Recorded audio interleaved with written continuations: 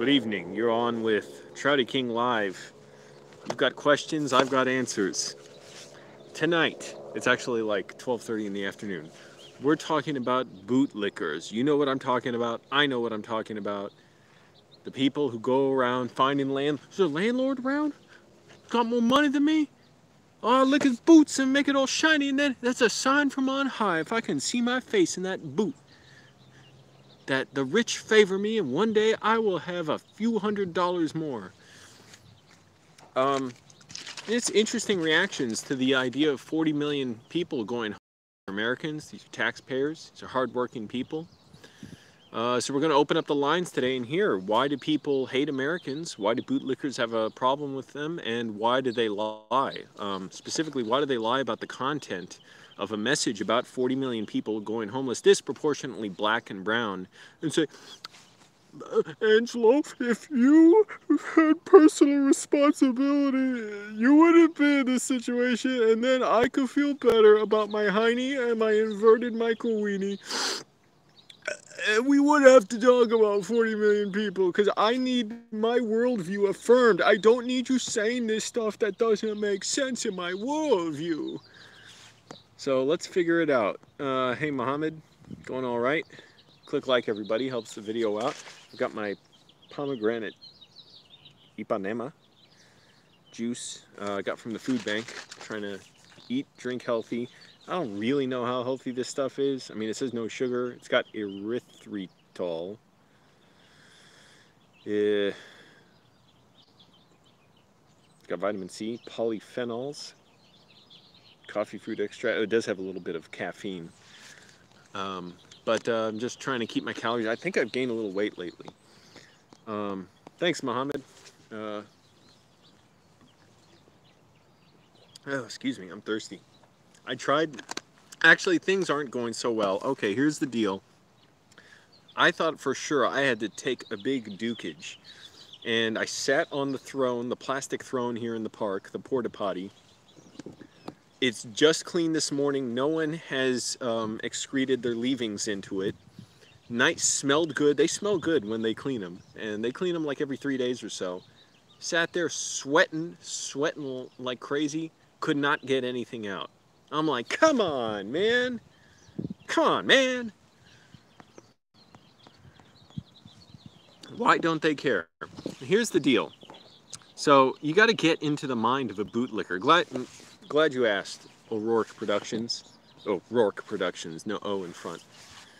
So a lot of them, basically 16, 17-year-olds, living with their parents, and what I've learned, the response is very typical. So I'll talk about 40 million people facing homelessness and eviction, no help from the government or their landlords, disproportionately black and brown people who are facing systemic racism, discrimination, underfunded medical facilities, grocery facilities, not grocery facilities. I mean, not even enough grocery stores around them, let alone, yeah, okay, if they're funded, they're expensive. But underfunded schools, overfunded police, underfunded infrastructure, you know, poor quality drinking water, poor quality housing, the low-income housing that Trump hates.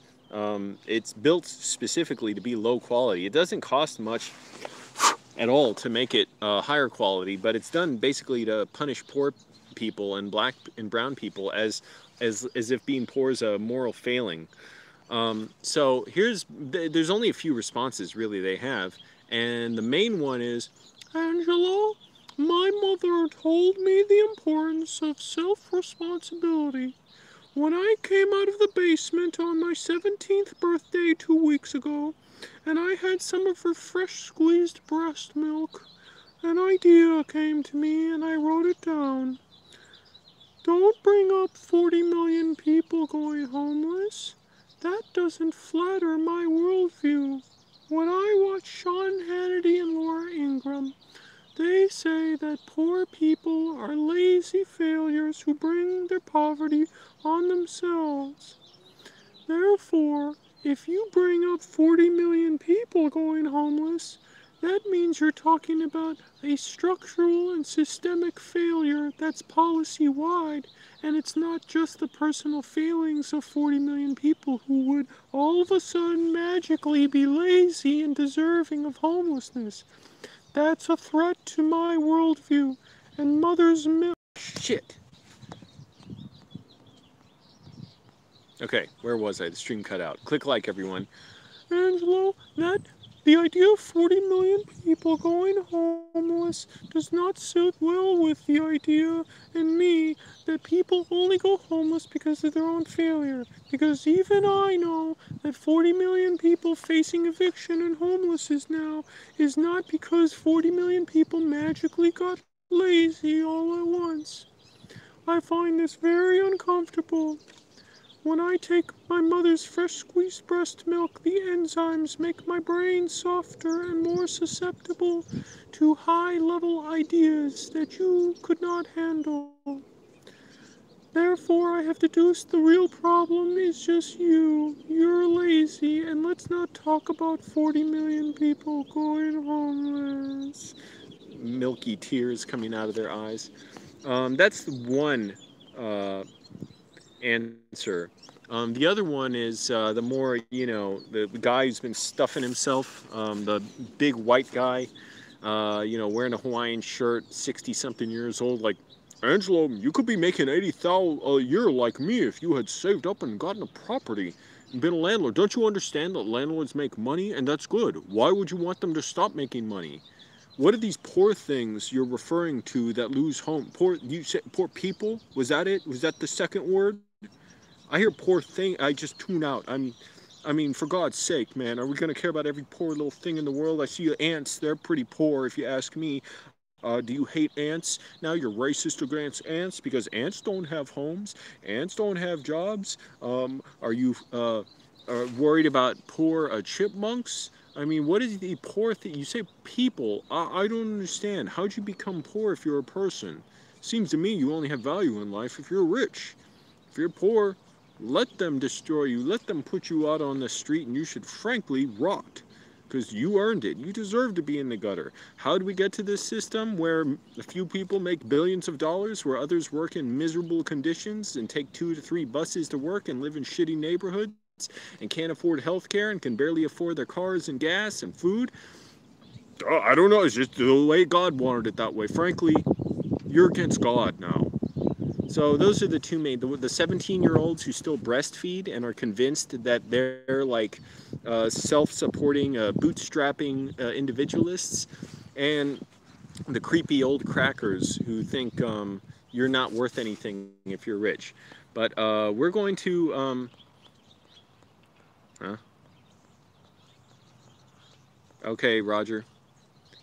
Yeah, whatever. I don't care about conspiracy theories. Click like, everybody. Help the video out. I gotta drink something. I am thirsty. Man, all this talk of breast milk, it's making me dehydrated. Sitting in the sun here. I gotta keep moving because the sunlight keeps coming through the trees. Wow, that's good pomegranate juice. How much juice is in here? It's like 6% juice, 1% juice.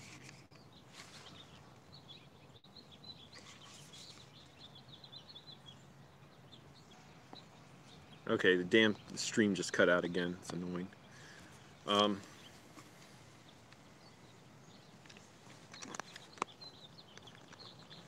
Yeah, so I'm kind of curious, opening the floor up, because I'm mainly pro-free speech. That's the founding principle behind this channel, is being pro-free speech. So if any bootlickers like to have the floor and explain, and I'd be happy to have a dialogue about why, when, we're talking about 40 million people facing eviction, you're like, well, I'm gonna pretend you didn't talk about that. Let's just talk about you, because that's how I'm used to demonizing the poor. I saw a poor person, and therefore all poor people are, I can't tell the difference between one poor person and another. I'm saying, fuck me. Who cares about me? I'll be homeless the rest of my life if I need to. I don't really want to do that, but I can be homeless fine. I'm thriving. I don't have to pay rent. I don't have to worry about any damn roommates. I'm exercising better than I ever did. I am gaining weight. Well, I don't know. I've lost like 20 pounds. I might have gained a few. I can't tell. I haven't weighed myself.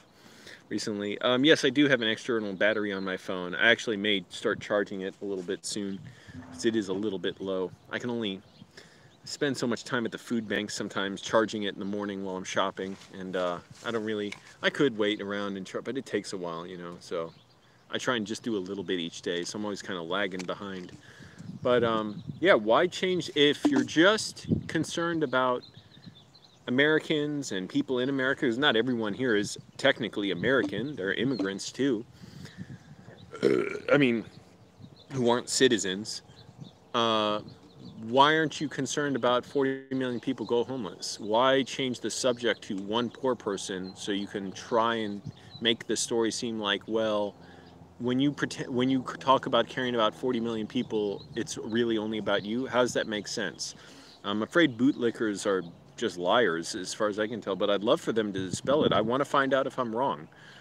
So let's have them out here. They're usually too scared to come out on the live videos. They only come out, you know, after they've had a cup of mother's milk, and you know, they feel a little energized by that, and they, you know, get a little too much sugar in them. They pour a little sugar in the cup of milk, and they get all, you know, they feel exhilarated, and they're like, oh yes, yes, I have the courage now to talk. And then they just go on fucking pages of rants, which I don't fucking read, just so you know. Like, you can do it, but I'm not going to read them. Because I already know what it's like to be a, you know, dipshit conservative bootlicker. I was one. I fully admit it. Um, you know, it's I had to undo a lot to get out of that mindset, and I can still recall what it's like to be like that, you know? I was a little dipshit conservative too, who thought poor people deserved to be where they are.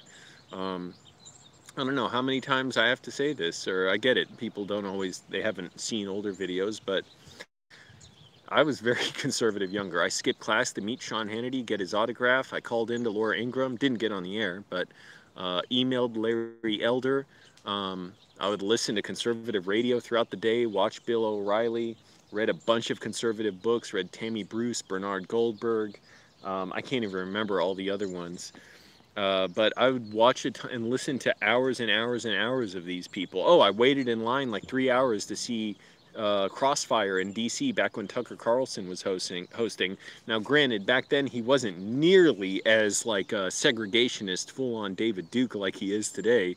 At least that I can remember. Like back then, it was a little bit more like just it was just theater, you know, the arguing. It was like, well, what are they even arguing about? I don't even feel. But I was into him. Oh, I read one of his books back then, the one that was like kind of like an autobiography of his.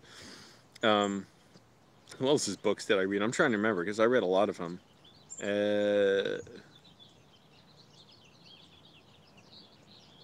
Anyways, I read a bunch of them. Any conservative ideas that I agree with today? No, I don't think so.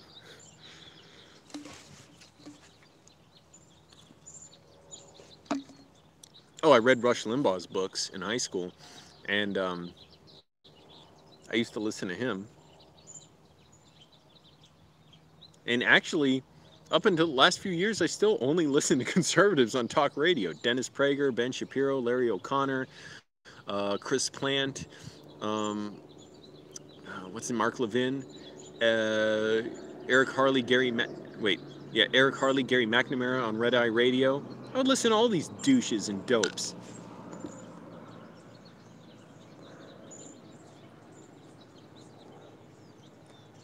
So it's just so funny when bootlickers are like, Angelo, I got a great idea after drinking mother's breast milk. It's really, by the way, it's really good for you if you drink it into your teenage years. Just letting you know, I just turned 18 and I still drink it. Angelo, have you heard of this? It's called personal responsibility. As a conservative, I believe that rich people have none and only you should. That's not what I mean. Excuse me, need more milk. Gotta feed the brain. What were the ideas that most resonated with me? Power. That's it. That's really nakedly what it's about, just having power. So it was kind of shocking to the people around me. Like I remember I spoke up in class, and my teacher was actually stunned by me in high school because she was a liberal. And because she knew I was an outspoken conservative, and I can't even remember her name. Maybe I remember it. I don't know. But she, what was it? Somehow we got into talking about World War II, I think, or I don't know if I brought it up or whatever. But she talked about like the Allied firebombing of Germany in World War II and the carpet bombing. So if you don't know, America was just they got so desperate, whatever you call it, that to attack Germany in World War II and end the war, that they weren't merely targeting, you know, military sites. They were bombing entire cities indiscriminately from high altitudes, partly, I guess, to, you know, avoid anti-aircraft fire, partly because, you know, out of just pure bloodlust, but they were bombing whole cities. And I said, yeah, actually, I think that's a war crime. I don't agree with it. She's like, what? Angelo, you think that? I was like, yeah, I don't think that's right. Okay, whereas most conservatives, they think that, and they think Japan should have been nuked in World War II. So for the most part, yeah, it was just the idea of power, inflicting righteousness over others, believing the cops are always righteous. You should follow the law. If you complain about the law, you're a criminal. Um, and this fake idea of like, oh, business is righteous, business is great. Well, that's what you see. You don't see how businesses take their employees' wages, mistreat them, abuse them, exploit them, blackmail them, sexually abuse them, sexually exploit them. A lot of landlords, by the way, lately been asking for sexual favors is a euphemism. Really, it's sexual assault. They've been asking for from tenants, mainly women, in exchange for letting them keep their place. Now, I don't get it. If you're supposedly, if these bootlickers just support people, you don't have an agenda, you're not biased, you just want personal responsibility, why aren't you the first to speak up against these landlords who give landlords a bad name? It's because you don't give a fuck. Let's face it, be honest, you dipshits. Look, I'll leave the answers to that question to the people who are really experts on it, and there are a lot of experts, and there are other places around the country and around the world which have helped a lot with that. One of the things, fill up the vacant houses, decommodify housing, stop the zoning laws which make it so that basically only rich people can live in certain areas. But there's a whole, it's not just one policy, it's a lot of things like that, you know, tenant protections, it's allowing for different types of housing, it's providing safe public transportation, you know, cleaner energy, because a lot of poor neighborhoods, they have toxic waste polluted there, and it gives people horrible diseases and birth defects, and affects their brain development, so all kinds of stuff. First of all, I would not call myself a liberal by any means, but I didn't. I recall things clearly, but there was no clear moment when it happened. It was very gradual. It was just the idea seeping in that, like, no matter what, I don't really belong in this world of conservatives. I thought I did. I wanted to be in. I would go to conservative events. But no matter, it just seemed like, oh, this isn't quite, not only where I belong, but like, I was always willing to hear where I was wrong, or wanting to prove myself wrong, even though I wasn't very attentive to that when I was younger. Just as I got older and I stopped being so inside of a bubble, this conservative bubble, I just started realizing the experiences of other people, and I'm like, oh, that's valid. You know, it's valid when people say the police brutalize them. You can't just say that doesn't happen or they deserve it, or, well, it's just statistically insignificant. You can't say that. And it just went on like that, just literally hearing the accounts. Maybe, I don't know, Roger. There certainly is enough to go around to house everybody. It's no question of that. There are enough vacant housing units in the country to house every homeless person. There's enough money to. It's just that overall, we don't want to. And that's what the bootlickers lie to themselves about. They say, no, it's not that we don't want to. It's just we can't. We cannot. We need to make people homeless. Hey, well, there you go. That's what you want. The president has been set. No reason to try and stop this failed policy of the rich get richer. Click like, everybody. It helps the video out. I'm going to start charging my phone. What the fuck? Oh, shit. I put it in my other pocket. Man, my jeans are wearing out fast. Because they're getting holes in them.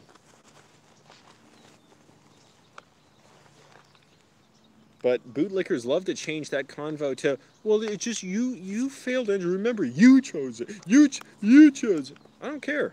Hey, let me stay homeless. Let everyone else have homes. Then you'd have nothing to whine and cry about. Because I'd say, I don't care. Let me stay as I am. I'll be fine.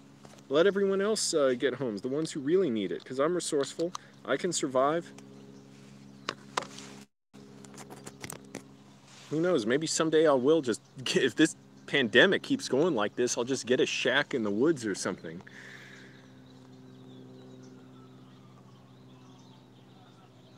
Yeah, I think pretty much everyone wealthy is looking after themselves. That's how you get to where you are, is by doing that. And it's not by working harder than others. It's not by just being smarter. You can have all those things going for you and you won't get rich. Um, that's not to say you can't be caring and be rich. It's just the game is, the system's rigged so that you have to not be caring. Meaning, for instance, I just read this that landlords who rent in certain areas, if they try and if they just want to be helpful and rent way below what other people are renting for, they'll actually lose huge tax breaks. So you have to be really philanthropic to want to do that, because they basically, it's almost like the cops, like in Serpico, Frank Serpico, the real cop. It's like, and if you've seen the movie, or I guess he wrote a book, right? That's what it's based on, the book. But the idea that all these other cops were taking payments from drug dealers and criminals and stuff, and to buy their freedom, to whatever, do business with them, be informants, and Serpico wouldn't take money. And you'd think from the outside, if you're not in that world, you're like, well, what's the big deal? He wouldn't take it. But for those cops, that was a threat to them, because they're like, if you don't take money, that means you're against us. You've already driven a wedge against us, and now you're a potential informant against us. You're potentially someone who's going to be our enemy, and there's no halfway in and out, like you can work with us but not take money. You have to take payments from the people we arrest and informants, and overlook beatings and abuses and all kinds of stuff. So it's like that. It's like you basically have to play this game of being a sociopath to be, for the most part, kind of rich. Yeah, I can want to, you're saying every rich person?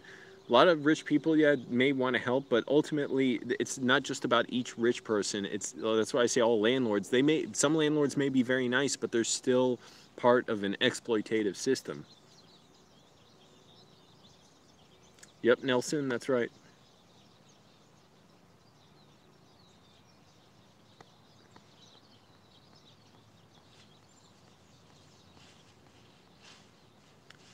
Roger, are you saying you live in a shack in the woods, or are you just saying you want to, but lack of electricity? And yeah, I know that's kind of that would be kind of an issue, not having electricity. And I mean, I guess electricity you could work around with. Yeah, I don't know. That'd be kind of pain in the ass, because if you want to cook food, you'd have to get firewood.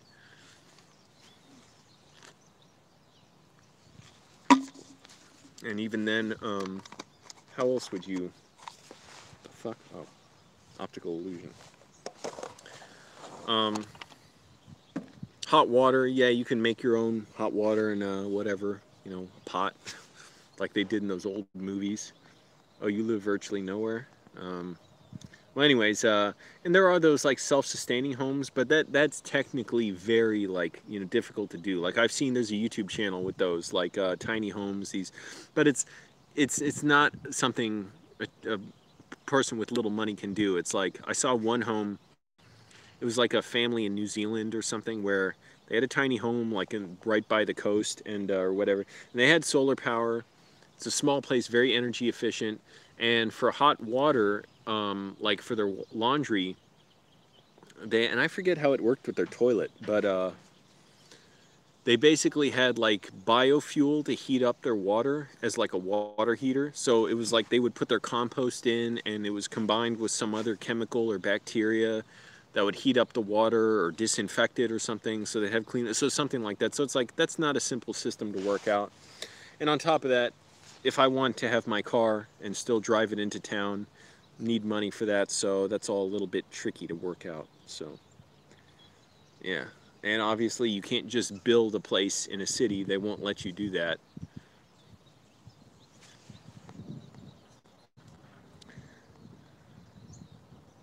Oh, I see. Since they cut your services, you have to walk 10 miles and bring back food in a pack. Well, 10 miles. Ooh, that's a long walk. I would need better shoes to walk 10 miles. I tried walking like 3 or 4 laps around this park the other day.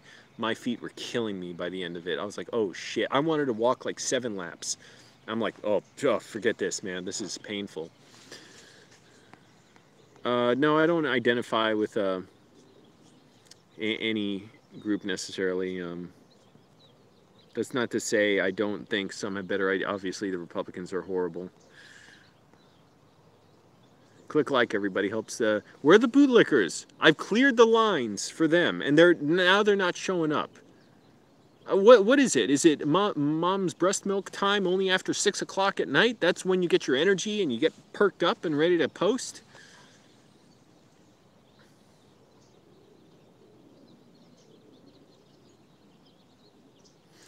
Been writing a lot lately. That's good. Oh, I'm glad I got this. It was a pain in the ass carrying around my notebook, and it was like twisting and stuff in my bag, so got this for like $2 at a dollar store.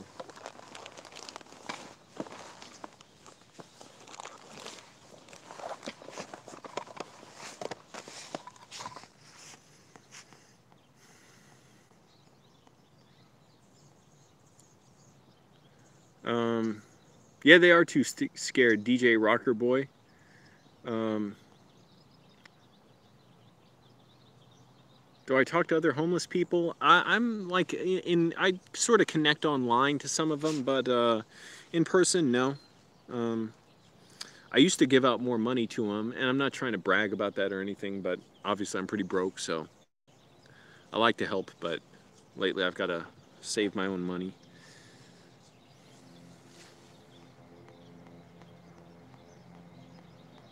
They were watching the stock market until closing, I suppose. Yep. With a nice, warm, tall glass of mom's breast milk. Click like, everybody. Helps the video out. Hello, Played Pieces. Yeah, of course. Oh, you disagree. You're a landlord. Who cares? Give me facts, David. I'm a landlord. I disagree with everything you say. Who the hell cares? Oh, so 40 million people. So wait, the main argument I said is 40 million people going homeless is bad. So all right, you can disagree with that. That means you're not a normal person. You're not going on normal time. I don't have time to be happy about 40 million people going homeless, but you do your thing. You have freedom of expression in this country. If you hate Americans, that's fine. I just say, if you hate Americans, just leave. I'll do the conservative thing. Just go. If you hate America so much, just leave the country. Look, I just wear the same shoes. Actually, the son of the guy who runs Sunspace gave me my shoes. He donated them to me. They're Skechers. Skechers and New Balance are like the only shoes I can get that are wide enough for me. These are really comfortable. I'm sure giving them a beating, though, with all the walking I do and burpees and everything. And walking up hills. No laces. That's kind of nice. But thank goodness he gave them to me, because it would be so expensive to try and buy shoes that actually fit me. So yeah, that was great. Real nice guy. And Sunspace will keep going somehow. I know the guy who runs Sunspace, his son, he's going to be running the live streams soon. So they're going to do Unusual Tuesdays, I think. But follow them on Instagram and Facebook. They'll keep posting on there, and they said next month they're going to start doing more live streams, and maybe you'll see my videos on there, because I've had plenty of videos play there before, and I may be submitting videos to there. Have I ever seen a celebrity in Los Angeles? What is with these questions? All right, I'm a celebrity. I see me. Okay. All right.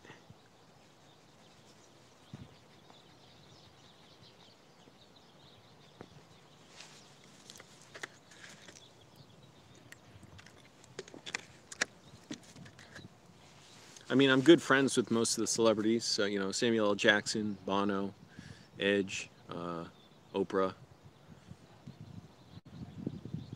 Cher. Yeah, I.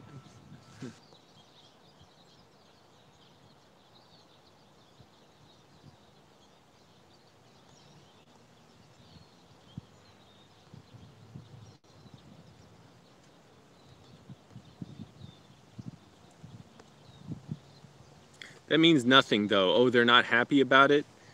Big deal. Yeah, they're not happy about it. They're just perfectly willing to go through it and um, put people on the street.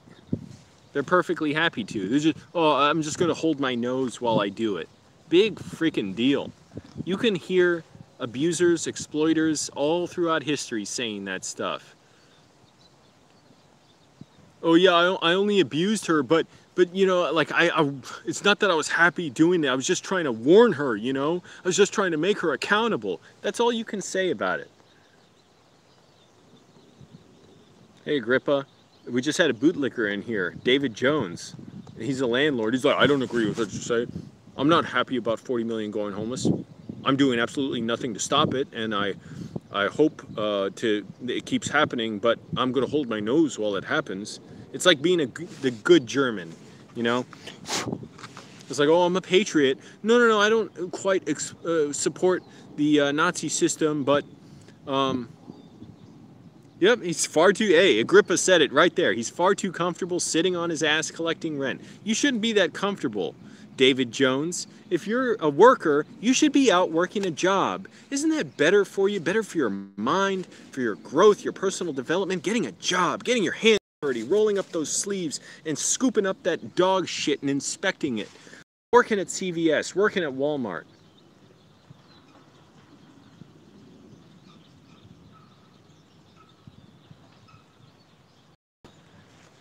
Yeah, Agrippa, here's the thing, and this is why David Jones is lying. If landlords weren't happy about people going homeless and being evicted, they wouldn't be breaking the law to evict people.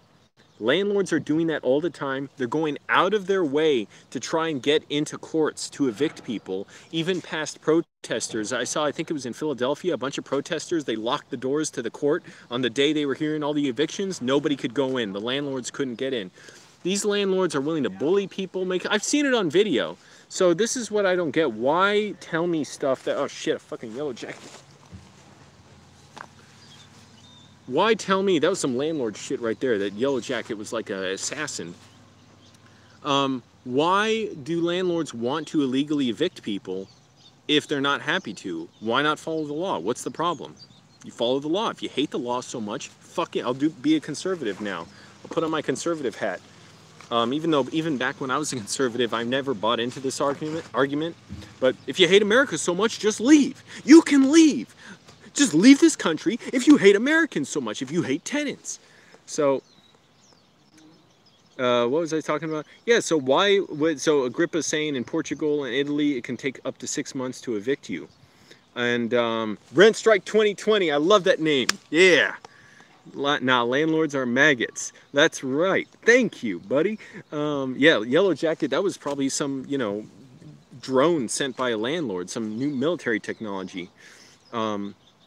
Yeah, there's going to be many more evictions. And what does David Jones and what do they do? Now, what I was saying, Agrippa said is saying, okay, it can take 6 months to evict someone in Portugal and Italy. Should be same in the U.S. In the U.S., in many places, it is illegal to evict people right now. It's illegal to force people to pay rent. It's also illegal, by the way, to not fix certain utilities that they're required to. It's illegal to bully and harass people. It's illegal to enter their homes without proper notice. It's illegal to lock their doors, to hire moving companies to pack their stuff and throw them out, to smash their kitchens and bathrooms. So why do they do it? I don't get it. If landlords aren't happy to do that. I had a landlord, by the way, so that's kind of funny. I did have one landlord who sexually harassed me, although I don't think it had anything to do with rent money. It was just he was a pervert. And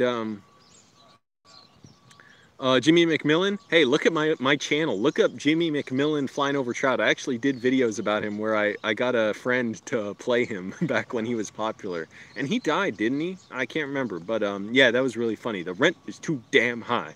I'm a karate master. um, yeah, and he had that very unusual look, that iconic look. But yeah, why would landlords be so eager to illegally evict people and then lie about it on camera in front of protesters who know the law?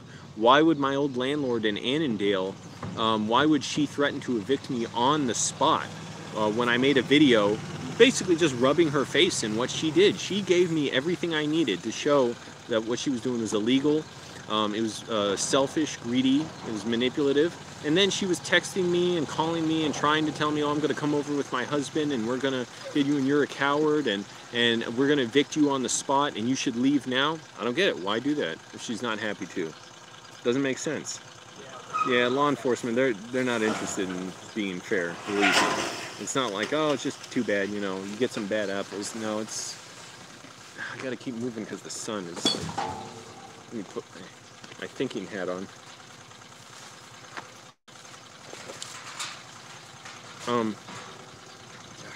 Sorry about my hands. Yeah, law enforcement here, a lot of times they're just happy to help the landlords.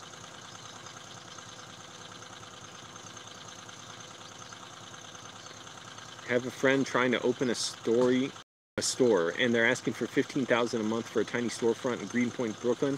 Yeah, that's typical of a lot of big cities, and actually where I'm from in Arlington, Virginia, it was like that. There were lots of empty storefronts that, you know, were waiting to be leased. I forget what the number was, like 15%, 20% of buildings that were like zoned for business use were like empty, waiting to be leased, and the rents were incredibly expensive.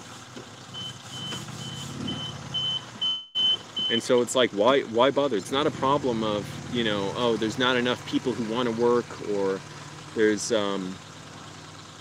yeah, they would rather keep them for rent than giving an affordable rent price. Yeah, so if they're not, well, why make the rent so high? Unfortunately, when you're a liar, like you know, most landlords and bootlickers, you can't just have, you know, you can't just say what happened. You have to have a really good memory to keep trying to justify the different parts of your story about why landlords are underhanded, manipulative, abusive, why they keep raising rents, why they do stuff that's illegal, you know, why they don't follow the terms of their own leases, why they make illegal terms on their leases, stuff that they can't do. But yeah, that's partly it. Yeah, a lot of them, they're not, oh, just, you don't understand. It's little grandmas who save their money and they got a little one-story home. It's just a little extra retirement income for them that they like to use to get brunch and play bingo. What's that have to do with landlords who have hundreds of thousands of units and who are giant corporations? Yeah, and they don't care, because once you kick someone out, they're like, yeah, I don't care. I'll get someone else in there soon. Yeah, and if the return on investment doesn't have high margins, guess what? That's a risk you took. So now all of a sudden, where's that pull yourself up by your bootstraps, have personal responsibility? Where's all those dipshits in their cars, those big angry white guys who yell about, Democrats, they hate responsibility, they hate traditional values? Well, where are you talking about the business owners who are taking these senseless risks? That's how it's weighted. Who's viewed as a person, and oh shit, froze. Why is this damn thing always cut out? Yep, thanks Agrippa. Click like, everybody. Yep, people prefer money over good, decent people. That's why everything's so fucked up. Yeah, click like, everybody. A lot of landlords are cowards. Yeah, that's it. Here you go. Agrippa, yeah, I said it. The floor is yours. Just give a reason. When you just give a broad generalization like, no, landlords are actually good people, I disagree. That's not an argument. I know what it's like to believe that. Because I thought maybe someday I'll be rich. Maybe someday I'll be able to rent to people. Not that I was really eager to be a landlord, but I thought, well, if I rent, I'll do it really cheaply. And then I thought, no, it's not even worth that. I'd rather figure out some other way to do it. You know, if landlords don't want people going homeless, here's the big one. Why aren't they the ones lobbying for tenant protections, rent freezes, as well as the mortgage freezes? They know how to lobby for the mortgage freezes. That's not a problem. Why won't they lobby for the tenant protections? Because they want the people who are out of jobs to keep paying for them and their investment, their risk, while the landlords are the ones who get all the benefits if that risk goes well. Doesn't make sense.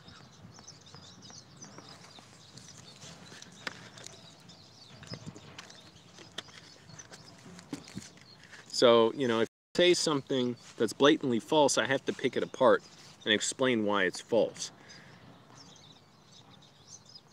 Yeah, well, that's the thing. Rental prices are going down in LA. They're starting to go down. Hopefully they go way more down. Part of it is something very unfortunate, which is a lot of people are just leaving. They can't afford to live here. Part of it is these big douchey companies leaving, which I'm not sure some of them really will. Like Elon Musk is like, if I have to pay 1.5% tax on my $70 billion of your income, it's not worth it for me to stay in California. I'm going to go somewhere else. It's all a bluff. He's probably not going to do it. If he does, hey, good. Good, please leave. And all these tech companies who keep it absurdly expensive and lobby to make it expensive and don't want to pay anything to help homeless people except, you know, as a gesture like Amazon. They're like, okay, we're going to help fund a homeless shelter, but why they won't actually pay for housing, why they won't actually try and help prevent homelessness in the first place, they don't care. Jeff Bezos made $150 billion. Apparently it's not enough for him.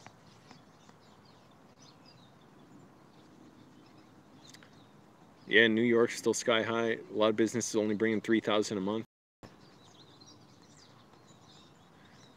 No, I don't know where. I'm not trying to leave California, so I don't know. I mean, I don't know. I'd like to be somewhere warm, I guess, but I don't know. New Mexico sounds interesting. I don't know a whole lot about it. That's why it sounds interesting, I guess. But I don't know. I have no plans for that. I love Los Angeles. I think obviously the city could be so much better, but I still love it here. And it's the best place for me to be, you know. Like, I got everything I need to survive here. Got the food bank, got the big parks. There's nothing like that in Virginia. Not even food banks. There's food pantries, but those you can only visit a certain amount of times and certain times a day, and they only have limited amounts of food. Food bank, I can get whatever I want there. And I can go every day if I want.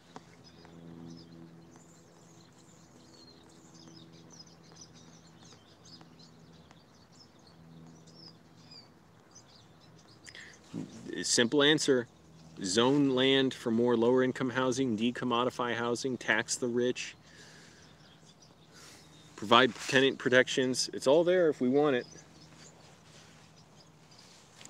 It means not polishing boots and licking the boots of Jeff Bezos and Elon Musk, but yeah, we're going to have to tighten up our belts and make sacrifices as far as which billionaire sociopaths we worship. Just going to have to do it. Sorry. You know? It's not going to be easy for all the 18-year-old breast milk drinkers who are like, Elon Musk is going to save the world. Maybe one day I'll be an $80 billion heir.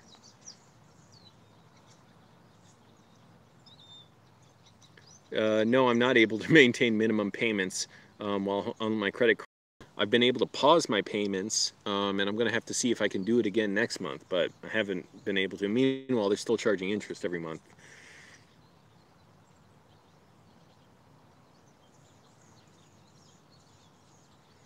Yeah, I know about Salton Sea. I don't know about the other two places, but yeah, LA is still the place for me. No, I would never. It's not even a consideration. It's not even. I don't even need to say no, DJ Rocker Boy. It's just. It's not even a consideration. You know, I'm still doing my screenwriting every day. I'm just doing it in my notebook because it's hard to do it on my laptop. I can't plug it in really anywhere. No, no, I would not. Not even an alderman. Nothing. No, I would not.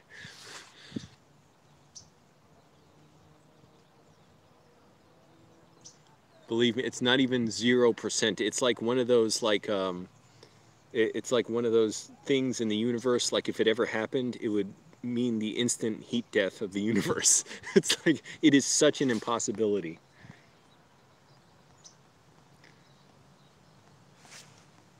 Any particular genre? Well, here's the thing. I've heard about, screenwriting coaches talk about what genres should you write and figuring out which are your strong suits. So I thought I'm still beginning, so I really can't speak with authority on that. I'm discovering what I like to write and what I'm good at writing, and it's different from what I thought I would be good at. I'm actually having the most trouble with certain things, but here's the thing, I'm still a beginner, so I can't even really say, oh, I'm good at this other thing. I guess I am, but it takes time, and nobody likes someone who talks about being good at something before they actually have any results. So that's why I just keep it to myself. We'll wait and we will see. I'll be like, give a Trump answer. We will. You'll see. Oh boy, you're gonna like it. Believe me. Angelo, are you gonna have? Are you gonna have any big movie deals lined up with your scripts yet? You will see. It's gonna be. It'll be interesting to watch. It's gonna be something. I think you're really gonna like the results. Thanks, Rent Strike 2020. But no, no, DJ Rocker Boy. I wouldn't even want your vote. I swear. I'd be. Don't even credit. I don't need it. Thank you, though. No landlords and no religion. Hey, that's not a bad idea. But also, I wouldn't try and legislate no religion. That's, even though I don't respect religious faith, you have to respect people's. Everybody has their own beliefs and stuff. You could question me as far as, oh, you believe stuff that's irrational. You do stuff. How come you do stuff that self-sabotages or whatever? So is that a religious belief? So, I wouldn't want to get in, but I sympathize with it, definitely. What if I met a girl who believed in God? I'm sure I meet lots of girls and people who believe in God. What am I going to do about it? Oh, okay, this is a good question, Break the Loop. 3 movies that have biggest influence on my screenwriting, pursuing screenwriting.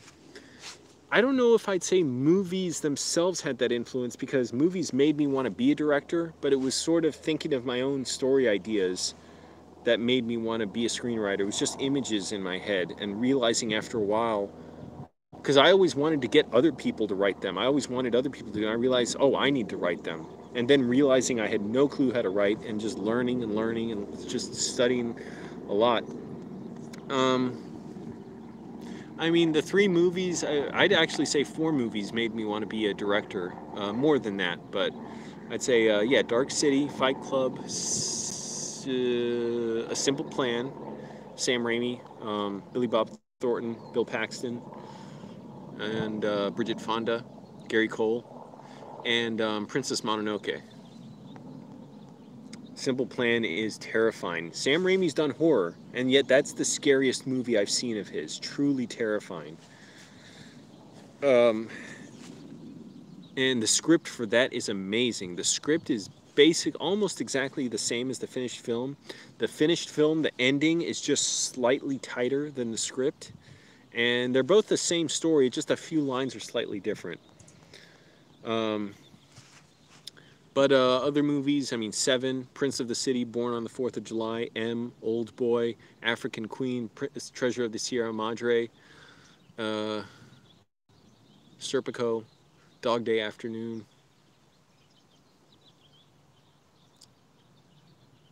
The Game, Zodiac. But Zodiac came later. I was already into filmmaking for years by then. Even the earlier Sam Raimi movies, Army of Darkness, I thought was hilarious. And then I saw Evil Dead 2 and 1. But Yellow Jacket again. This is some landlord shit.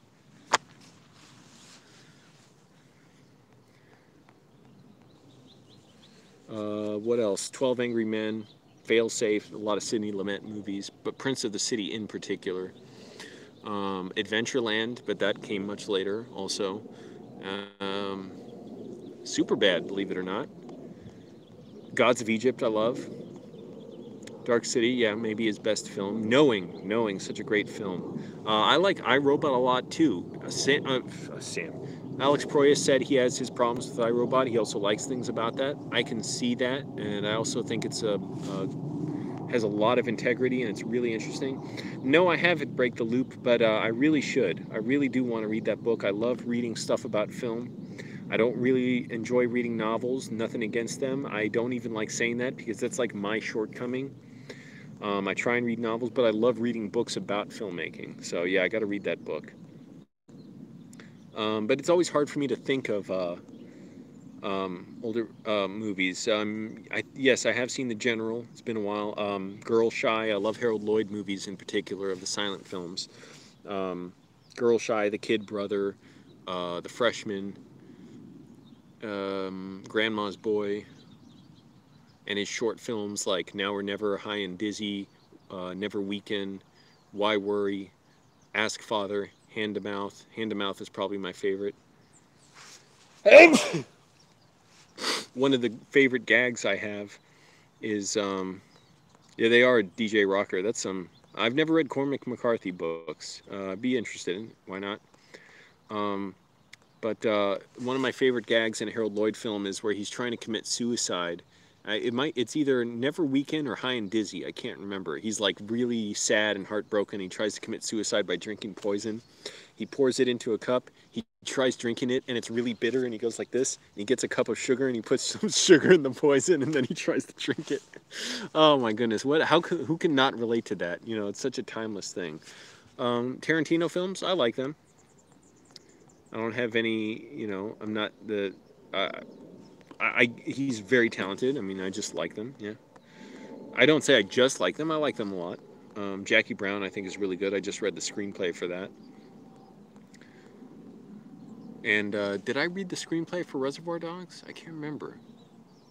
I guess I did. I can't remember if I did or not. When I saw Once Upon a Time in the Hollywood, I actually really liked that. And I thought it was kind of sad at the end. I'm like, oh, damn. By the end, this is spoilers. Who cares, you know? I was like, oh, man. Like, it's kind of sad, you know? Everything worked out. Why couldn't it happened in real life? Yeah, Jackie Brown, what's interesting, especially for me in Jackie Brown, the ending, the climax is so abrupt. It's not some big, long shootout. It's actually very simple, and it still kind of works. It might have worked if it was longer and more elaborate and violent, but it's also interesting. And Jackie Brown, it's a little hard for me to keep track of all this stuff. It was really good though. The stuff where Jackie is like, remember she's working with the police or the feds or whatever about where she's getting the shipment of money for drugs, and she says she's going to work with them, but she's really double crossing them. And Samuel L. Jackson's character thinks like, what the fuck, you're working with the feds? She's like, no, don't worry, I'm double crossing them. But really she's also double crossing him, and she has to get him to trust that she's double crossing. Like, it's well done, but it's a little, it's still, it's hard to keep straight. And I don't think that's necessarily any failing of the movie. It's just hard for me to keep track of certain things. I had No Country for Old Men. I actually dressed like Anton Chigurh for Halloween in 2008. Didn't end up going to any party. Got lost and couldn't find it. But yeah, anyways. Click like, everybody. Helps the video out. So the bootlickers, they scattered like termites. They are not willing to show up. I guess they're taking their afternoon naps with their blankies. They gotta, you know, have their afternoon tea with their mom's breast milk. A lot of these bootlickers are 17, 18 years old, too old to be drinking breast milk.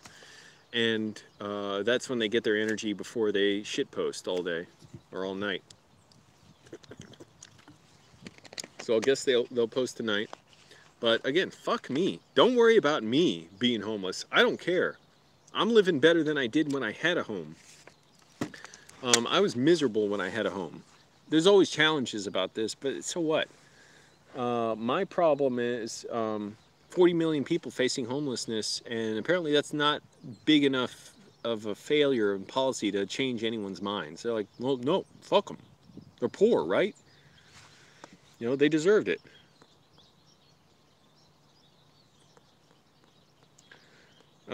Yeah, Coen Brothers, good filmmakers. I liked Fargo. I liked... Fargo's great. What am I saying? I liked it for. What's the one? Burn After Reading. That was really funny. Trying to think, what else did I see? A Serious Man. I haven't seen a ton of their movies, actually.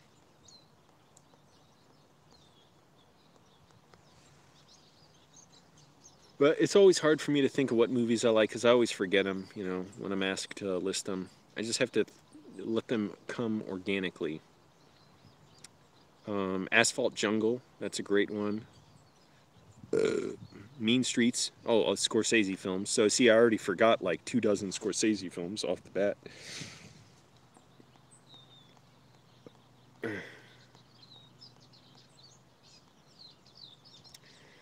Yeah, an RV, it works for some people. It's not for me. I'm good in a sedan. Oh, I like Christopher Nolan movies a lot. I actually haven't seen Interstellar yet, but I read the screenplay for The Dark Knight, which was a great read. I've seen The Dark Knight many times. Read the screenplay for Dunkirk because I was really curious, how do you write a screenplay like that, which is not very dialogue heavy and it's action heavy, and keep it compelling? Because normally the direction on screenwriting is don't have tons of description, but in that you need it to describe all the fighting and the bombing and aerial maneuvers. No, I haven't seen any of Todd Solondz films, but I'm familiar with them, and I remember reading quite a bit. Yeah, Insomnia is good. That was my first movie I saw of Nolan's, and yeah, I thought that was really good. I was thinking about Batman Begins the other day, and just how different that is from The Dark Knight. How it's so contained compared to the epic scope of The Dark Knight. But it's still a good movie. I like it a lot, and it's a little, I guess you could say it's a little bit more fantasy in a way, whereas The Dark Knight is more of like a crime movie. It was obviously, he said this, influenced by Heat, and it was more of like a crime mafia thriller in a way. With the legal stuff, Harvey Dent and all that. And the first one, a little more fantastical. The what the hell were they called? Ra's al Ghul's gang, League of Shadows. That is very, and I know it's from the comics and all. And also, it was obviously shot a lot more on sound stages and the narrows, the alleys and stuff. Um, but yeah, yeah, just haven't seen Interstellar. Oh, and I haven't seen. Did he do the Prestige? What was it? Or the what the fuck? They were both what, two 19th century magician movies, The Prestige and The Illusionist. Which one did he do? I can't remember. The Prestige, right? Yeah, I haven't seen that one either. The Illusionist, whatever. I get them mixed up.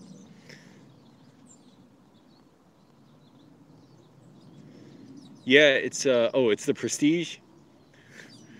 Oh, so I got it right. Yeah, directing movies is tough physically. I don't know how older directors do it. It is extremely demanding physically. It doesn't matter how many assistants you have, you still have to be up many hours of the day reviewing footage, reviewing notes, the schedule, the budget, the screenplay revisions and all that, talking to actors, traveling. It's a whole lot. Sidney Lumet, he was able to work out where he could take a nap in the afternoons on his movies. I think that's a great system to have worked out. Take a nap every day. But he also was able to rehearse a lot, and so he didn't do a lot of takes with actors because he knew, the actors were very prepared after rehearsal. Bring, I forgot Sidney Lumet. I mentioned a lot of his movies, but Before the Devil Knows You're Dead, one of my favorites, and that was his last film. Who knew he had it in him? Excuse me. All right, well, Bootlickers completely failed the challenge. I mean, utterly shit their pants on this one. This is like, you know, uh, I invite you over, and then you say, "Oh, I can't come over. I shit my pants." It's like, at least have like something real that you can say, "Oh, happened." I mean, you just all didn't want to show up, so nobody can explain it. That's the thing. People kept saying when I said 40 million people are going homeless, like, well, this is your fault, Angelo. You're failing. You got to stop being a victim.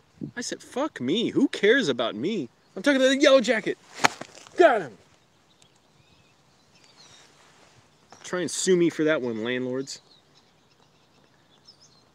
Yeah, Before the Devil Knows You're Dead can be a harrowing watch. It is really, really bleak. Party Monster. I haven't seen that, but I want to. But yeah, Before the Devil Knows You're Dead. Oh, that is an upsetting movie to watch, but I love it for that. What's his name? Patrick Finney plays the dad, and Ethan Hawke. Damn this phone. But yeah, Before the Devil Knows You're Dead. Philip Seymour Hoffman, Ethan Hawke, Michael Shannon, Marissa Tomei. Just great cast, and yeah, just terrifying. Speaking of Philip Seymour Hoffman, I think his last movie was A Most Wanted Man with Rachel McAdams. Is that her name? I believe. And so good. Oh, and Robin Wright. Man, that movie is so good. Yeah, Philip Seymour Hoffman has like almost never been in a bad movie. Have I been involved in productions out in LA? Yeah, like 15 of them. Been pretty good so far, except the last 6 months. I barely had any. Yeah, and I don't know how to pronounce that. Synecdoche, New York, but I saw that. Charlie Kaufman wrote it and directed it. Yeah, that was a good one. Thomas Noonan was in that. He's the old man who always stands by the fire, like he's just standing there watching behind a tree. He played Francis Dollarhide in Manhunter. Joel Schumacher's good. I didn't see a lot of his films though. I've only seen the Batman ones. I haven't seen 8mm, and I saw Falling Down, or most of Falling Down. Yeah, Magnolia is really good. It's kind of a tough watch too in a way because it's so dense, but I like it. And yeah, I'd say I'd love it. And Boogie Nights and Punch Drunk Love, Paul Thomas Anderson films with Philip Seymour Hoffman. Would have been interesting to see Philip Seymour Hoffman in what the hell was it? There Will Be Blood. I know he was in The Master, but anyways, yeah, A Most Wanted Man. If you haven't seen that I think that was Philip Seymour Hoffman's last released film, and it came out after he died. And it was just really amazing. And it's a slow burn. It's really intense. It's kind of this sort of a spy terrorism thriller. And it's really good. I haven't seen either Solaris. I want to see them, though. I actually wrote down to watch Solaris a day or two ago. And I like Soderbergh a lot. I've only seen, really, from Tarkovsky, scenes from Stalker. And they were really interesting. It's a shame Stalker basically poisoned everyone who worked on it because they were shooting in like a closed chemical treatment facility or something, and it just poisoned everyone, and like Tarkovsky died within 5 years. Yeah, Stalker is fascinating. It's obviously not like the type of movie that's just a conventional story you build up and pay off. It's so complex and amazing and deep. And just from what I've just seen a few scenes. I'm like, I've never seen visuals like this, and sounds like this, and characters moving and talking like this.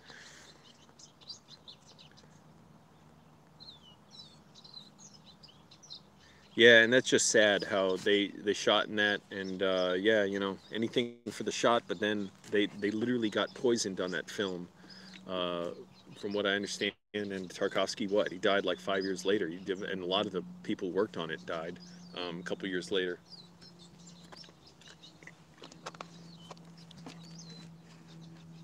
Oh, Akira Kurosawa films, love his. Ran, amazing. Requiem for a Dream, that's a tough watch too. I ordered Requiem for a Dream on DVD, and I was like, oh, what the hell? I got some bootleg or something, because the DVD menu is the Tabby Tibbins infomercial show, and I was so pissed. I was like, what the fuck? It took me like 5 minutes to figure out, oh, this is the DVD for the movie. Haven't seen Throne of Blood. Oh, I didn't realize that about the radiator. I knew they reshot stuff, but I didn't know that was why. I thought they reshot it because Tarkovsky wasn't happy with the footage.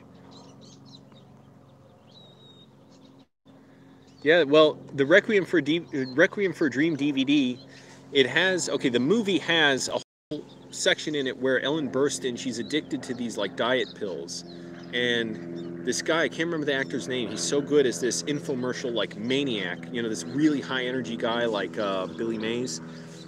called Tabby Tibbins. He's selling this stuff, and I forget, is he selling the... I don't get, why is this damn phone do that? Every time the live stream cuts out, I have to wait for YouTube to like refresh and restart the live stream. But yeah, it has these infomercial segments in the movie. I think they're for the diet pills. I can't remember, by this guy Tabby Tibbins. And the menu for Requiem for a Dream on DVD is the Tabby Tibbins, like the infomercial. So when I saw that, and I didn't know that about the movie, I'm like, what the hell? You know, I was thinking, oh man, do I return this? And then I figured it out. Yeah, but that's a tough watch too, Requiem for a Dream. But I love Aronofsky's films. Jared Leto's in a cult right now. Didn't he start a cult? What happened with that? But Ran is great. Ikiru might be my favorite Kurosawa film. I haven't seen a ton of Kurosawa movies. Seven Samurai I love too. Oh wait, did I see Throne of Blood? Throne of Blood, is that the one? No. Or High and Low? What was the one that they based R2-D2 and C-3PO on? That was Throne of Blood, wasn't it? I have seen that. Have I ever seen a movie sight unseen that turned out great? Yes, and Galaxy Quest, I'd love to see that. I hear it's amazing, but he's the leader of the cult just for wealthy, attractive women. Yes, I've seen The Truman Show, or it's been a while since I saw it. Oh, Tarkovsky. Oh, so what did he do? I don't know. But yeah, Galaxy Quest. I remember David Mamet praising that movie, and obviously a lot of people love it. But yes, I have seen movies that I didn't know about beforehand that I loved. Fight Club was one. I thought Fight Club was going to be just some Jean-Claude Van Damme boxing movie or something. Like a Fight Club. That reminded me of Jean-Claude Van Damme movies, like Bloodsport. That was a Fight Club, you know, or The Quest, or whatever the hell, you know, other movies I saw of his. But Dark City was another one. Oh, he just didn't care about actors at all? Oh, that's a shame.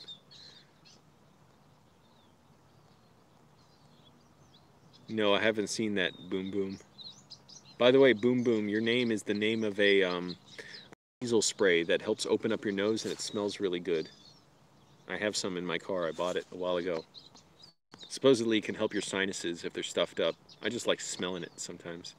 Parasite was good. I haven't seen Shoplifters. I saw The Devil. Oh, that is an amazing Korean film. I Saw the Devil is so freaking creepy, and that's with the, I forget the actor's name. Son of a bitch is back for more. You gotta check it.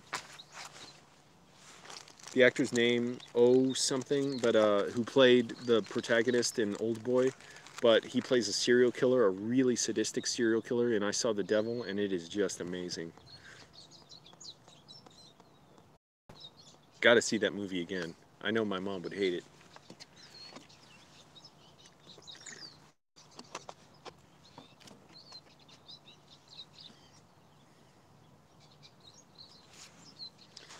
So where'd the bootlickers go? I don't get it. I invited you on. They don't want to answer for anything. Why is 40 million? They can't answer it straight on. The only thing they can do, mark my words, the only thing they will do, oh, fuck. The only thing the bootlickers can do is just try and point at me about my situation as if that has anything to do with everybody else facing eviction. I already said, screw me, I don't care. It doesn't matter about me, but they can't do it. So mark my words, I can say it 100 times, they're just going, but this is what I've been programmed to say. And so you're just brainwashed by the liberal media. So explain that. Walk me through it, why 40 million people facing eviction doesn't matter or should be excused or is actually a good thing. Can't do it. Can't do it, you dirty bastards.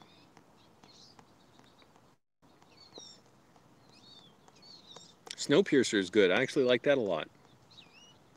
Korean film, although it's in English.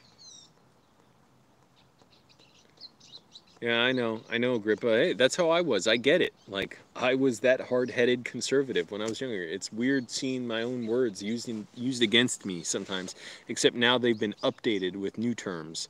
The dumbest shit. I mean, soy boy, cuck, all this lame stuff that, you know, is the most like cartoonishly so snowflake, whatever. It's funny how conservatives get so confused when I call them snowflake. Like, what?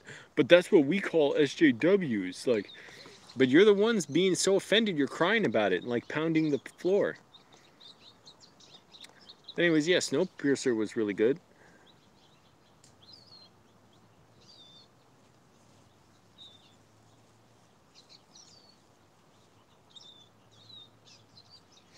Oh, what's his? Damn it, what's his name now? Who did the reboot, the new Zatoichi, the Blind Swordsman? Takeshi Kitano. I loved his Zatoichi. Sonatine. It's a gangster movie, a Japanese like yakuza film. That's really good. I haven't seen a ton of his movies. I saw Hanabi, or it's also called Fireworks. I don't remember much about that one. Yeah, I like to watch more of his stuff. You might also remember uh, Takeshi Kitano from Most Extreme Elimination Challenge. He was the guy who worked with co-hosted with Kenny Blankenship. I can't remember what he was called on the show. Hey, Cam H. Millennium Actress, I'd like to see that. Red Flags, that filming's going to be rough. Yeah, don't get eliminated. Most of the sets I've been on are fine. Occasionally somebody, they're immediately copying to an attitude when you talk to them, like, hi. That's when you know, they're not going to be pleasant to work with, avoid them, or they already say straight out, yeah, I'm going to be this way, I'm going to be arguing or whatever. Or they're immediately belittling people. I saw one guy just scream at two people who were trying to help him, like, go away! And he was a total coward. He looked so weak in that moment. A guy like that I'll never work with again if I can help it. What the hell? I don't know what you're talking about. Vic Romano, that's it. Yeah, so Takeshi Kitano, he's still around. Thank goodness, he's an actor, comedian, I guess, poet, director, writer. But yeah, the main two films I know him. And I actually saw Zatoichi, the Blind Swordsman, his version in theaters, which was so cool, at the Cinema Odeon I think it was in DuPont Circle in DC. The Cinema Odeon went out of business years ago. Smallest theater I've ever been in. Seriously, like 40 seats. But it was so cool to be in an experience like that when I was like 19. And I was like, I just want to see this movie. And yeah, it's too bad that theater's not there anymore, and theaters aren't really around for the most part. I can't wait to go to a drive-in theater at some point, but can't really afford it right now. And I know at drive-in theaters, they'll say you can switch your radio to a certain dial to listen. Is it really necessary to have my car battery running for 2 hours to listen? I mean, I know it doesn't really drain it that much just for the radio, but is there another way to do that? I have a little radio in my car. It sucks. The reception is so bad. Maybe FM, it might not be too bad. No, I haven't seen that, Agrippa, but I'd be interested in too. I don't know what you're talking about with that Jeffrey Epstein question. I literally don't even understand what that means. Oh, to answer the question, what are red flags at the film? Yeah, AFI is, they're still physically open, and AFI, I used to go there somewhat regularly.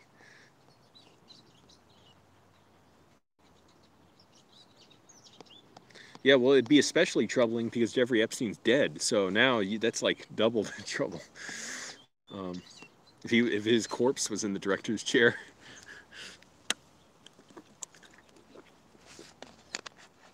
Click like, everybody, if you like the discussion that's going on. I thought it was so funny on Office Hours, Tim Heidecker's podcast, when one of their City of the Days was sponsored by a product called the Bible Belt. It was literally a Bible with a whole book of the Bible written on it in like tiny lettering. And they say, and Tim's reading the copy for the ad, and he's like, our Bible belts feature a special like anti-suicide, like have a special anti-suicide feature, so they can't be used to, kill yourself in the closet. And Doug Lusenhoff, who's always joking around about Jeffrey Epstein, he said, he's like, too bad Jeffrey Epstein didn't have one of those. It could have saved his life. Yeah, a lot of hours I'd like to check out. A lot of hours, a lot of movies I'd like to check out. Yes, Neil Hamburg. I just listened to that best of clip. It's hard to listen with all these bleeps and bloops and blips on your show. But yeah, that'd be cool to check out a book. Yeah, I'd be into that. I shouldn't say I don't like novels. It's just I don't know. Nothing against it. That's the thing. I'm not saying there's anything bad about them. I just have a short attention span or something. But I prefer books about movies.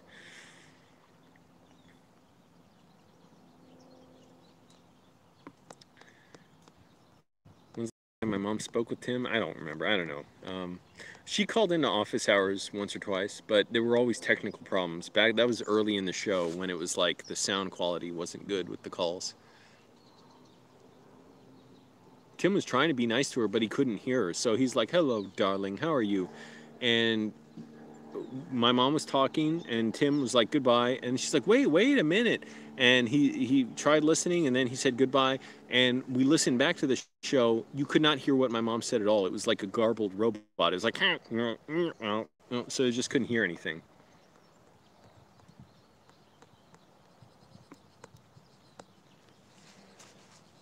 Excuse me. I'm still waiting on Bootlickers. Been over an hour. Anyone want to explain it? I will stop the discussion, the movie discussion, right away to hear why it's good that 40 million people are facing eviction, and why you're silent on the landlords who abuse people, who break the law to evict people. Why? What's in it for you? As far as I can tell, it's just the sense of elation you get, the invigorating sense to your own, feeling of self-importance that you get when you see a person with more money exploiting a poorer person. And I get it because I was a conservative once. That's how I felt. You can't lie to me about my own experience.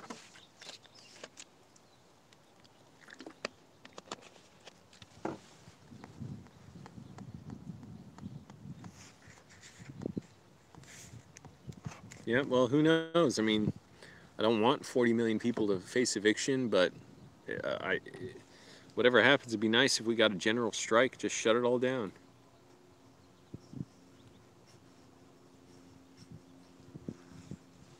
Heard a yellow jacket somewhere. Another landlord sending a drone, trying to intimidate me, to silence me.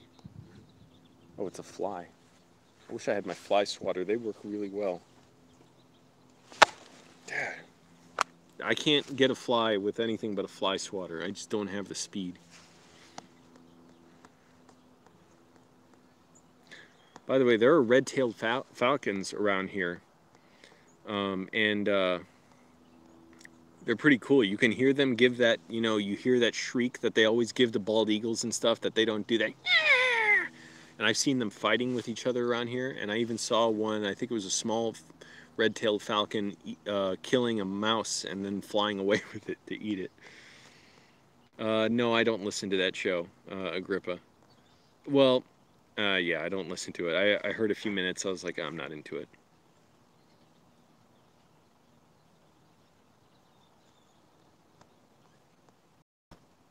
Yeah, I agree with you, Cam H.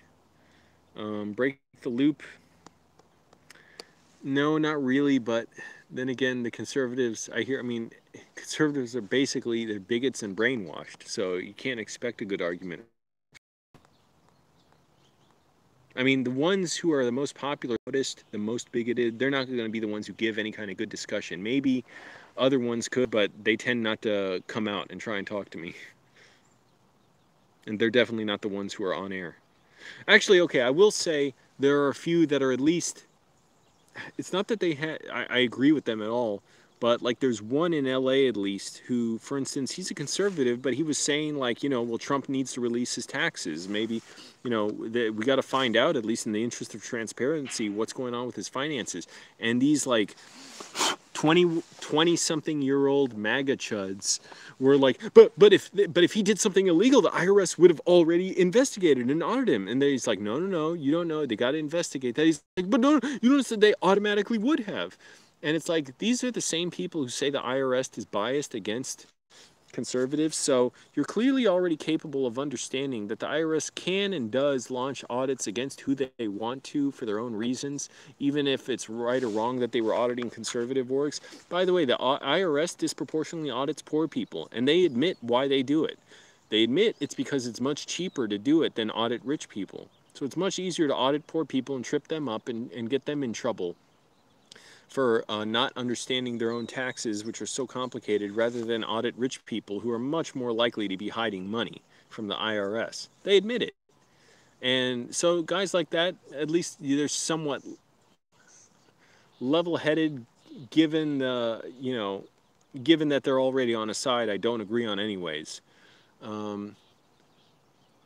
Yeah, I've occasionally heard people like that, but few and far between.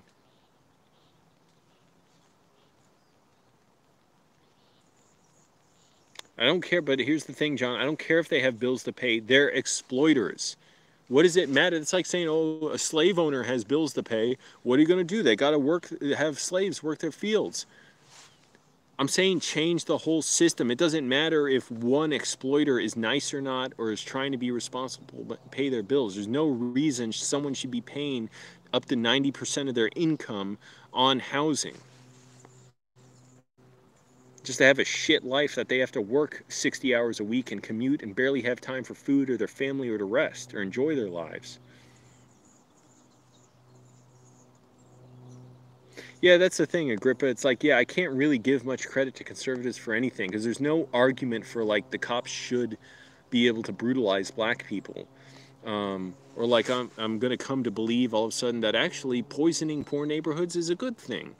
Or that, you know, killing lots of foreigners, you know, in Arab countries is good. I'm not going to, you can try and cite, I'll put it this way, like Christopher Hitchens tried to, you know, make a clear as case as possible for the Iraq war, that whatever he can say, I still totally disagree with it. I was thinking of this because I was listening to him last night about his stuff about religion and seeing how much I still, you know, I agree with the basic ideas he said, but I think it gets hyperbolic. Maybe, I don't know, I don't totally know the answer, but when he says the main source of hatred in the world is religion, I'm like, I don't respect religion, but is it really religion or is it like racism? You know, and he obviously had racist views towards Arabs, as much as he was nice to them personally and all that, and ostensibly he spoke up for, you know, the Arabs who were oppressed, but he also had this blind spot, you know, where anyways, so, but someone like him, yeah, he could speak eloquently about his point, but it doesn't matter. I still disagree with it entirely. I don't think there's any good case for, you know, invading Iraq. Yeah, exactly, Agrippa. Giving massive tax cuts to billionaires. Yeah, it's shameful. People who are, if you say people aren't really responsible, like people aren't being responsible for their own lives, why aren't you asking billionaires to stop ripping off their workers? Stop underpaying them.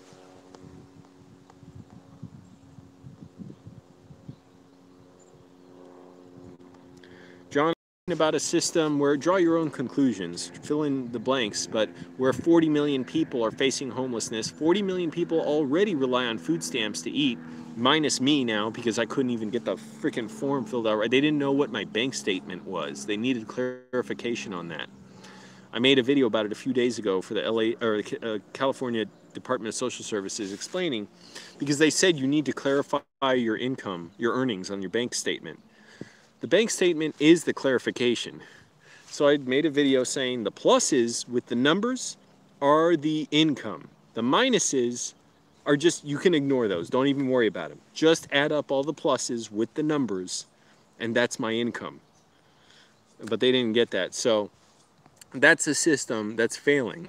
You can say, well, people need to do this or that. If it's a system that's utterly catastrophic, where a pandemic can make 40 million people face homelessness, maybe the whole policy is the problem, the whole system. I mean, what is it going to take to say it's not working? 80 million homeless? 150 million?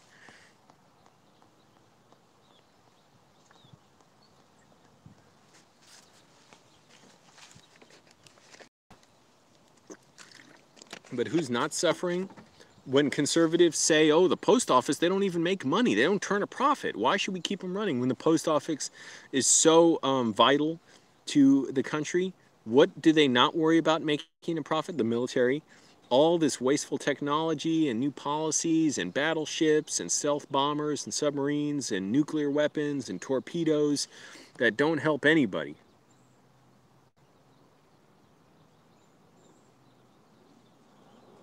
Oh shit, Yellow Jacket again. Fucking trying to spy on me. That's a drone.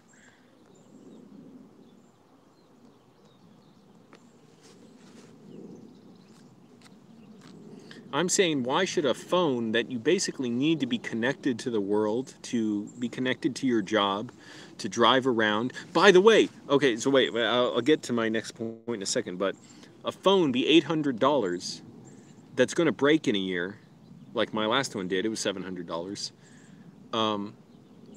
Instead of requiring that people have access to these things, which are basically necessities for life now. But now moving on to, yeah, iPhone 12 is like starting at $1,000 or something like that. And what was I saying about the iPhone? Yeah, and Apple, they make billions. They have slave labor, and they barely pay anything to keep the communities around them that they're exploiting going. But now get this, today is Thursday. If you look up the Kessler syndrome, or Kessler effect, or Kessler syndrome, there is a huge problem which may result with our satellites today. If you haven't heard about this, I don't know why it's not a bigger story. Hopefully it doesn't happen. People watching the space debris in lower Earth orbit have found that two big pieces of space debris, like two satellites, are on a collision course. They could be colliding today. They have a 20% chance apparently of colliding, and they are going to pass within 25 meters of each other in lower Earth orbit. Now what this means is, apparently, I had to look all this up because, you know, I don't know this stuff. It's fascinating to me. But it's, I forget if it's like two satellites or just two pieces of space debris from, you know, rockets that have fired and, you know, left their rocket cores or whatever within the last 60 years. But there's all this space junk from our flights and satellites and spaceships and moon trips and stuff. Moon trips. I'm going on a trip to the moon in the last 60 years or whatever, in lower Earth orbit, and it's being tracked, a lot of it. They found out two of these big pieces of it are going to potentially hit each other today. We're waiting to see, at massive speeds. And what this can do is cause a whole series, what's it, like an avalanche effect of, they cause massive space debris, and that could, first of all, prevent future space launches because there's just way too much debris flying through the lower Earth orbit that's going to hit any type of device, cascading effect, sure, that we launch into space. But it could potentially create a debris field that's so big it will knock out satellites and the ISS, the International Space Station, and prevent us from launching objects into space for a while. And it could mean also weather satellites and GPS satellites that we rely on. I'm really fucking hoping that the GPS... Okay, I'm really hoping that the GPS satellites do not go out. At least if I was in Virginia, GPS going out wouldn't be so catastrophic. In LA, I don't know my fucking way around anywhere hardly. I desperately need GPS. I really hope these objects do not hit in space. I would have to get a map and an atlas and download my, I don't know, we got to figure out something. But I'm totally serious. Look up the Kessler syndrome and these two objects that are being tracked that may hit each other tonight. Yeah, Agrippa, I don't even know what you're talking about with the 20-cent minimum wage raise. They're not even doing that. They just keep it the same for years. And what you might do at your job is you might get a 25-cent an hour raise or 50-cent an hour raise every 6 months or a year. That's kind of what I would get at my old jobs.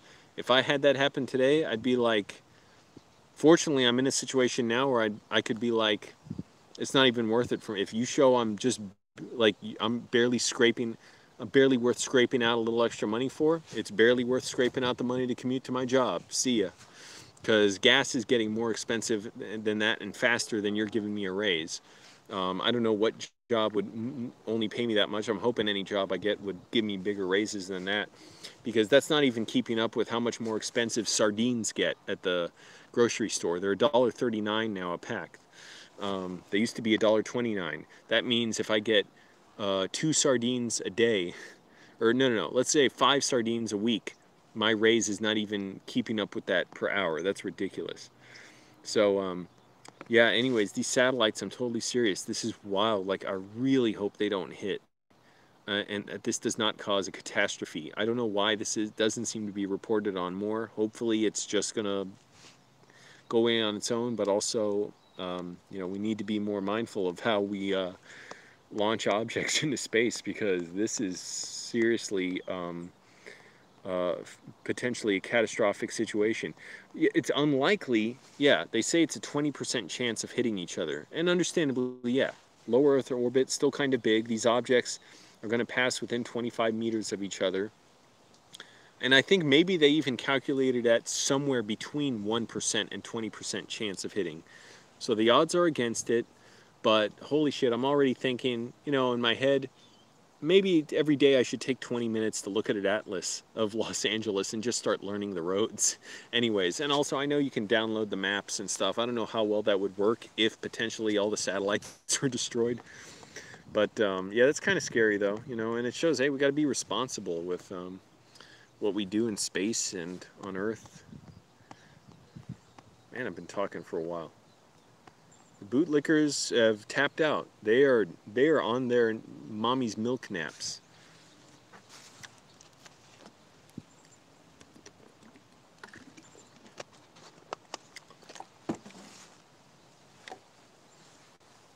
I gotta make my own lemonade right now. I'm going to the porta potty.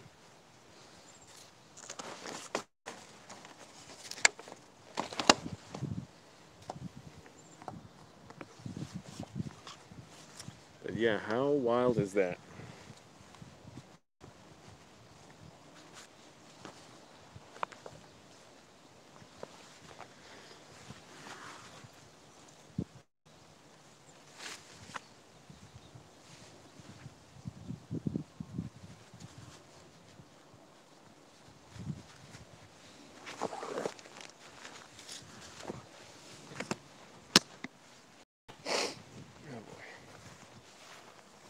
They just cleaned the porta potties today.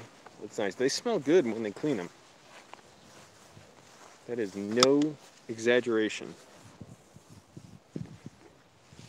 What did I do with my string for my hat? Yeah.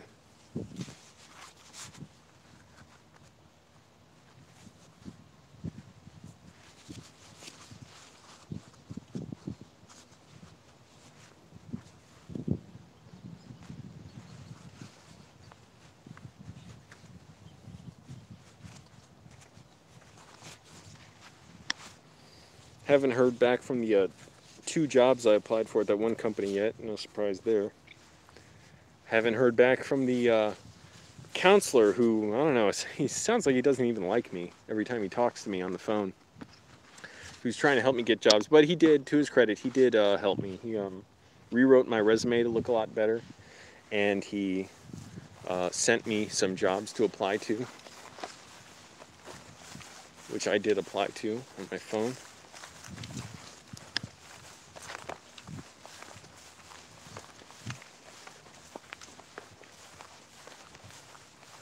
I slept all weird last night because I worked out kind of hard yesterday. A lot of pull-ups, dips, a lot of squats.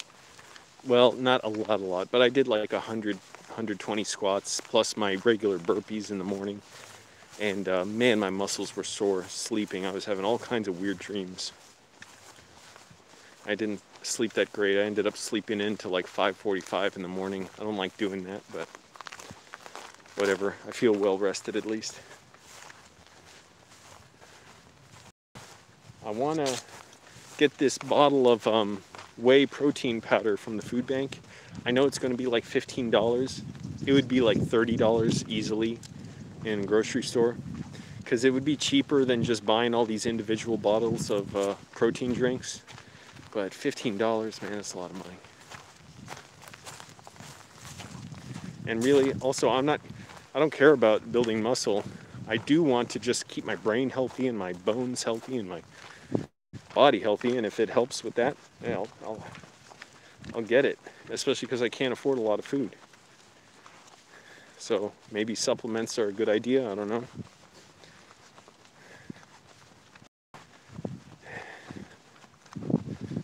I'm going to mute the stream while I stream. You know what I mean?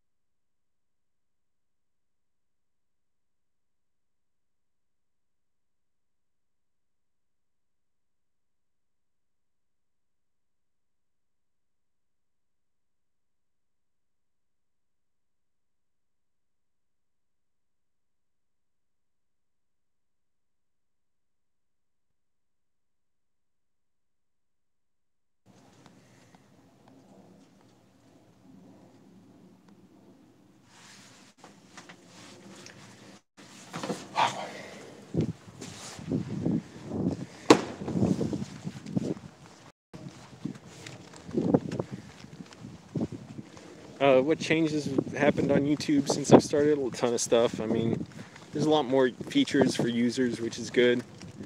YouTube, though, with being a big company, they like to spread a lot of racist propaganda and sexist propaganda, and that stuff just dominates YouTube. That I don't like. They are also totally unresponsive to the needs of most creators and to their request for help, and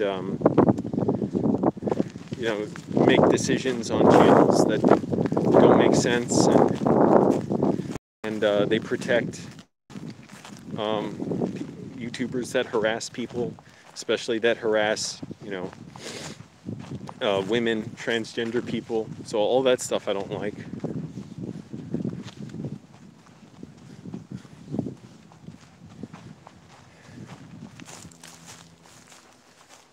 And, you know, the algorithm, it favors who it favors. So, you know, but it's been good for me, though, so I can't, so I can be glad about it, too, because it's helping my channel a lot.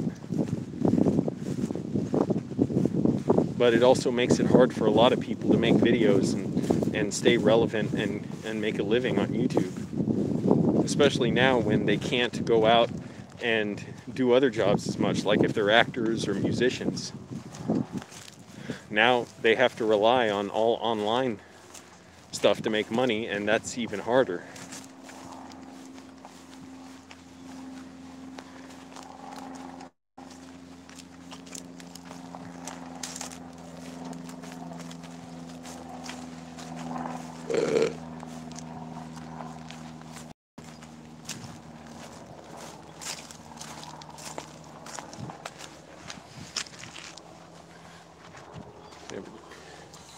Drink at the water fountain.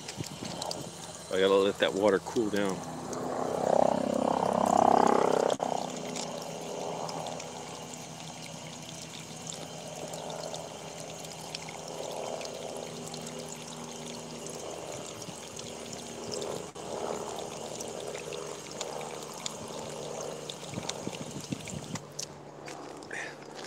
As a rule, I always try and drink more water than I think I'll need, because I know I'm gonna get thirsty. And when I'm sweating, I'd go through so much water. I drank like 3.5 big water bottles last night in my car. I wasn't even that hot. But man, I woke up, my head was pounding, dehydrated, really weird dreams. See, I think I'm gaining weight a little bit. That's not good. After I lost like 20 pounds, so being real mindful of what I eat.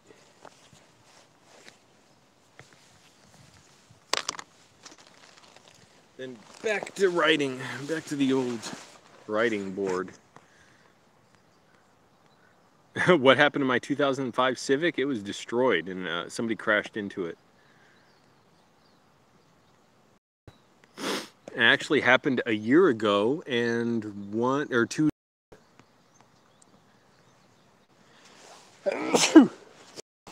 Oh man, my allergies are starting to act up.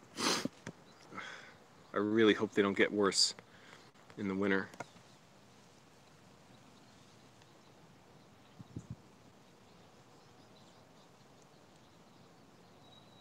So that would mean calling up a doctor, and I have Medi-Cal, I have free medical insurance here, but hoping the doctor takes it seriously enough to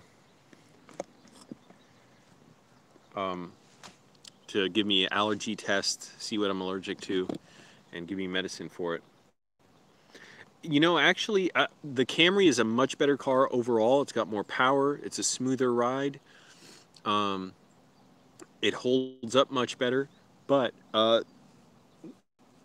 my Civic kind of was better for it because, one, it had a sunroof, and that helps so much to have air coming in from above without having the windows rolled down. Lately, I've had to just sleep with the windows rolled down. Hope nobody hears it. Last night, all kinds of people were screaming on the street throughout the night. One guy was screaming, and there were all kinds of people walking up and down the street. I mean, it was far off, so I was like, wait. And I was trying to gauge like where the echoes were around me in the buildings. I'm like, is it coming from that way or that way? And I know there's like families walking around, so it's like, I know nobody probably wants to mess with the person, but they were just screaming, you know, angry, like, ah, I'm not fine. And that pissed me off, you know. I get it. It's like probably someone, you know, with serious mental problems. Or having a mental episode. And then they just stopped, and it's like, where were they? And other people screaming in other parts of the street. And so that's, you know, it's kind of creepy when my windows are rolled down, and it was nicer to have the sunroof opened up. The other nicer thing about the Camry, in general, the Camry had a lot of room, about as much room inside as the Civic had as much room as the Camry, but I like the Civic more because it didn't have the electrical seat. I prefer the mechanical seat where you can just pull the lever and it slides back and down so you can do it quickly. My Camry, I'm just like, I know it's a matter of time because every day I'm using that electric motor to make the seat go back, recline. It's going to break at some point. Everything breaks after a while. And I'm using it every single day to sleep. And not only that, it's just so slow. It's like a... Oh, hold on, it's stuck on something. Got to move something out of the laundry bag out of the way. And then in the morning,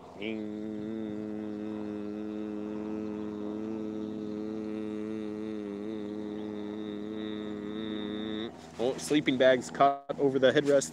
Push it over, push it back down. So that gets annoying.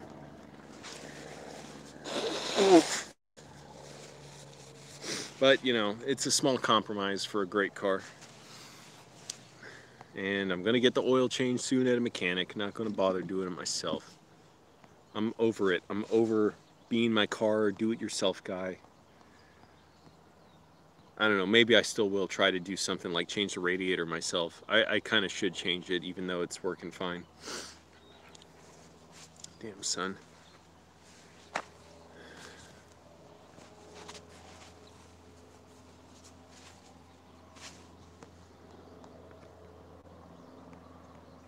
Click like, everybody. Helps the video out. Maybe a bootlicker will find this later and get the courage to say something about why you like 40 million people going homeless, or why you lie about the subject matter of the video. When I talk about 40 million homeless people and you just change the topic to me and suggest to others, oh, that's what the video's about, when it's not. I don't care. Who cares? Screw me. It doesn't matter. I'll be homeless. I'd rather other people be able to get homes because I'm able to manage.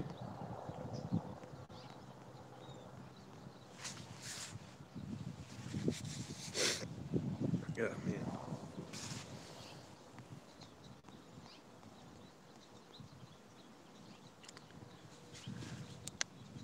And it helps the channel survive too. This is my main job, and hopefully I get another one, but they're few and far between. between those job applications. My mom's glad I'm in LA. She knows it's better for me here. I have medical insurance. I'm around the people I want to be around. The environment's better. There's more opportunities here. There's nothing for me in Virginia. And trying to shower there in the street when it's freezing would just be miserable.